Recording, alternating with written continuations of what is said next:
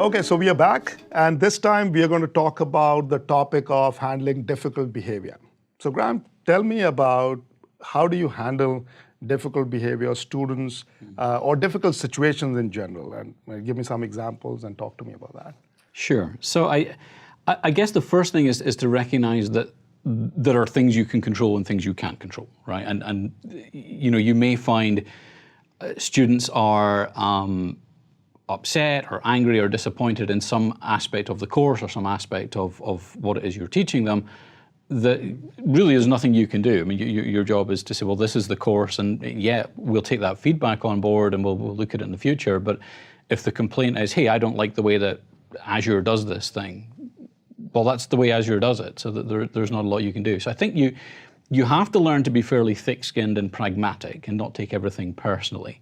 Mm-hmm. But at the same time, you have to be supportive and empathetic and understanding. So there's a line you have to tread. And I think the way that I've found works best is to acknowledge that, you know, the student has certainly what they believe to be a legitimate complaint or a legitimate concern. Mm-hmm. And to, you know, acknowledge that in a post that responds to them and saying, well, yeah, I hear that concern. I understand why you don't like that being the way it is. Right.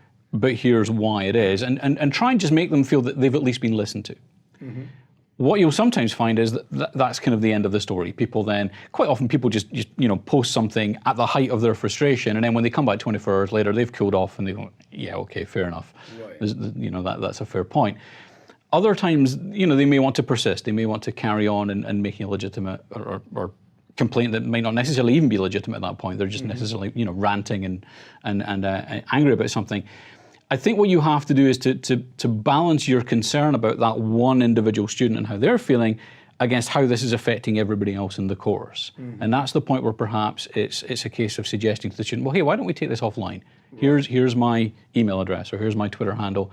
Let's go and discuss this somewhere else. Or maybe just draw a line under it. You know, maybe at that point, just respond and make it very clear, hey, look, this is how things are. I don't really want to discuss this any further. If you have a complaint about something that's nothing to do with the course, here's perhaps the support forum that you need to go to for that, or mm-hmm. or here's the right, you know, channel through which to submit that complaint. So that's dealing with students who may have a complaint or may have a grievance, in other words.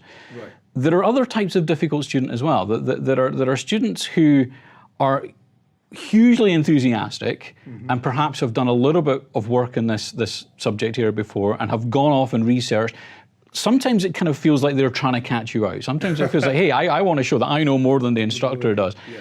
And I think my answer with that has always been, even in classroom and online, mm-hmm. to kind of acknowledge that and say, hey, I love your enthusiasm. That's fantastic. Thanks for sharing that. That's I hadn't thought about it that way before. Or yes, you're right. You've gone much further than we've gone into in the course, and that's a really great resource for other people to learn from. And I think just giving them that kudos, giving them the kind of the feeling that they've contributed positively can go a long way to making everybody kind of benefit from that, rather than it turning into this kind of antagonistic face-off that it sometimes can. So it's about being empathetic. It's about recognizing that a student, you know, at some remote corner of the world, in their room when they're doing this course, you don't know what's going on in their life. You don't know what's going on in their mind. So you have to cut a little bit of slack, accept that, you know, they're going to make their point, and just try and be as positive as you can about that until there's a point where you can't, and then it's time to take it offline.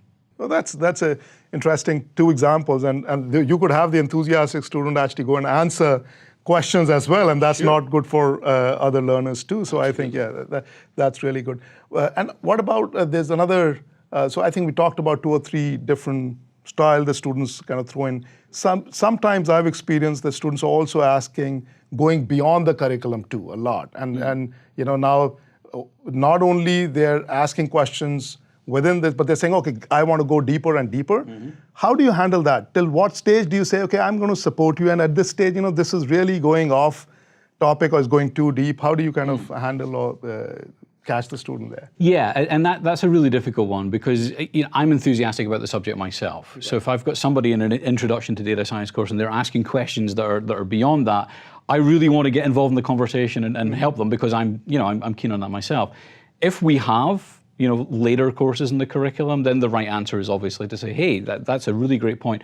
why don't you think about taking this other course later in the curriculum, and it will answer some of these questions. If you don't, then perhaps there are other online resources that you can point them to. Perhaps there's documentation or a blog or some other location, or maybe even a book that you can recommend to say, hey, this course goes to this amount of depth. If you want to go further, here are other resources. So trying to be positive, trying to encourage them to go further, because that's what learning's about, right? It's about people, advancing themselves and moving forward. And I don't want to discourage that. But again, you've got that balance of, well, how is this impacting everybody else in the class? And that a really important thing to remember, actually, when you're online is you will probably interact over the course of, let's say, a 4-week course, you will probably interact with hundreds of students, maybe thousands. But you've probably got tens of thousands of students in that class. There's a silent majority. Right. And some of those people will be lurking in the forums and just looking for answers, and they won't post, they'll just go and find the answers. Right. You kind of want to avoid, first of all, intimidating them with conversation that's way beyond the subject of the course. Right. And you want to avoid having too much noise there that's going to make things difficult for them as well. So you've got to strike that balance. You've got to try and harness the enthusiasm that a student might have and channel it in the right direction for them, for themselves, without distracting other people. Right, that's a great point. Thank you so much, Graeme. I think that those are really good insights. And we got one more video, and we'll see you there.